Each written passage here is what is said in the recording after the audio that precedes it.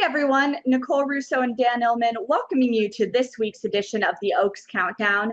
Let's begin, as we always do, by taking a look at that current points leaderboard toward a spot in the 14-horse starting gate for the May 5th Kentucky Oaks.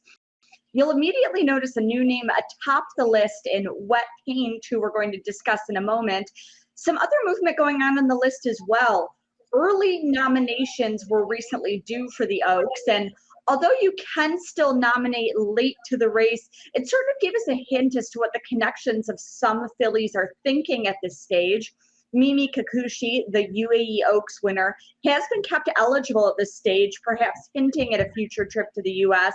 Meanwhile, Ami Please, whose multiple stakes placings for Doug O'Neill include a second in that Maidan Classic, not nominated, thus removed from the list. We're starting to kind of put the picture in focus as far as what people are thinking with their fillies. We certainly are. Ami Please, I believe, is going to be running in Dubai upcoming this week. Mimi Kikuchi is a very interesting horse in Dubai. She might not be facing the top contenders there, but there's one thing that we can say about this current 3-year-old filly crop in North America. It's wide open. We've yet to see one of these fillies run a breakout race. We've seen two of the major horses in the division lose, Wonder Wheel, of course, and Hoosier Filly. That doesn't mean that they're out of consideration or out of contention for the Kentucky Oaks, but it leaves questions. It's wide open. Mimi Kikuchi's nominated. I'm assuming they're coming. Yeah, and sort of lending to that wide openness that you were just discussing, Dan, is that as always at this time of year, you have the very good 2-year-old fillies such as Champion Wonder Wheel and others looking to continue on, but you also have fillies who are more a little late developing coming onto the scene, and that looks to be the case with our current points leader, Wet Paint, who has emerged as a very consistent filly in this winner of her 3-year-old season.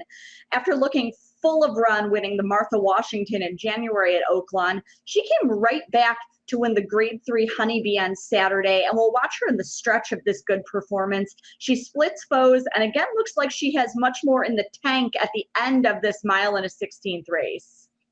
Well, she's just a racehorse, as we see. She has a lot of work to do turning into the stretch. She's taken a lot of that slop in her face. She professionally weaves her way in between horses. You see condensation drift out just a little bit. And although switching back to her left lead, Wet Paint, as you mentioned, Nicole, has plenty left in the tank, and she's just going away from these horses. Looking at her pedigree, she's by Breeders' Cup Classic winner Blame. This is a stamina-filled pedigree, so I think there's plenty of upside potential. We know that Blame is a racehorse. We know that she likes to win races, especially at Oaklawn Park. She's 3 for 3 on dirt. Interestingly enough, she has never raced on a fast dirt track, and she's kind of slow on paper. She only earns an 83 buyer in the Honeybee. That's her career best. Yeah, and as you just pointed out, I think replicating her performances on a fast dirt track is a question we're going to have to see her answer at some point. The Martha Washington was run on a wet, fast track. The Honeybee was run on a sloppy, sealed track. That being said, I do think there are some things to like about the steps she took forward in the Honeybee, despite the slower figure. The Honeybee was a bigger field, 12 fillies. She showed the ability to handle kind of dealing with that traffic. And there were some nice fillies in there. Now, there isn't a Wonder Wheel or a Julia Shining or a Hoosier filly in there, but I do think pretty highly of Grand Love, who was third there in her 3-year-old debut, probably wound up needing the race. I feel like we'll hear from some of these Honeybee fillies down the line. I won't be surprised. Grand Love is a very interesting case study because she was such an impressive debut winner at Saratoga. That race was a sprint, however, and I wonder if down the road that's going to be sort of her niche. 7/8 of a mile, a 1-turn mile. I'm sure you'll keep her on the trail. She ran just fine, and of course she has the wet track excuse, but as the distances increase, will Grand Love be as effective? That's one of the more intriguing storylines of this division right now. Absolutely. And looking ahead at storylines in the division, we've got a busy weekend of Oaks preps coming up.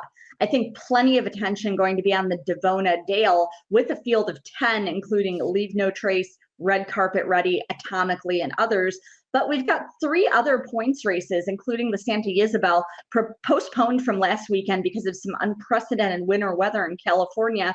And I think the storyline for these California-based fillies is going to be really interesting in coming weeks. The Santa Anita Oaks in April was also pushed back a week to account for the shifting of this local prep. And Dan, we talked about this last week. As we get closer and closer to the Oaks, you've targeted that Spring Classic, you've made a plan and worked backward from that. And any sort of change in the schedule, whether it's due to an act of nature like this, where everybody's in the same boat, or a minor setback for your horse in particular, it's not something you want to deal with, especially as we get closer and closer. The Oaks just more than 9 weeks away now. Oh, it's not ideal. Again, we've talked about it. These horsemen, they work back from the Kentucky Oaks, and any alteration in the schedule is going to change things. So trust the trainer, trust the horse. Keep an eye on how they're working. Keep an eye on the clocker reports by Mike Welsh and his team for DRF. In the Santa Isabel, we're going to see Faiza, I believe still trained by Bob Baffert at this moment, so not eligible for Oaks if she runs under Baffert's name. Justique is a very talented filly, but like Grand Love, how far does she want to go? These are going to be storylines in the Santa Isabel. The Devona Dale, you mentioned some big names in there. Red Carpet Ready is one of the faster horses in the division. Now she's got to go a 1-turn mile. Stretching out could be an issue for her. Keep an eye on undervalued Asset in that race. She ran really well in the Devona Dale first off the layoff.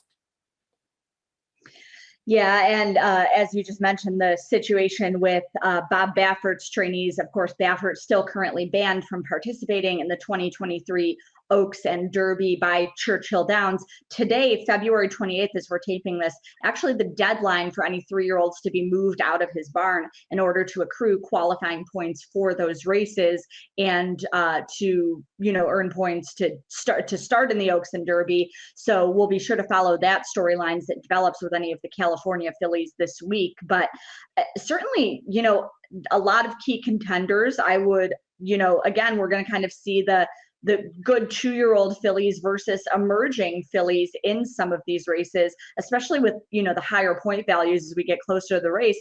I expect we're going to see some new names on this leaderboard next week. I fully expect to see some new names on this leaderboard, and I wouldn't be surprised if we see a breakout performance or two where all of a sudden we may have a new leader in the division. It is so wide open. Will it be Leave No Trace? Will it be Faiza? Will it be Red Carpet Ready stretching out to the 1-turn mile? It's a really exciting time of year, especially when these fillies are so evenly matched. Yeah, and an exciting time of year, as you just said. And we'll be back to recap all of that action, 4 points races this coming weekend, next week, right here on the Oaks Countdown on DRFTV.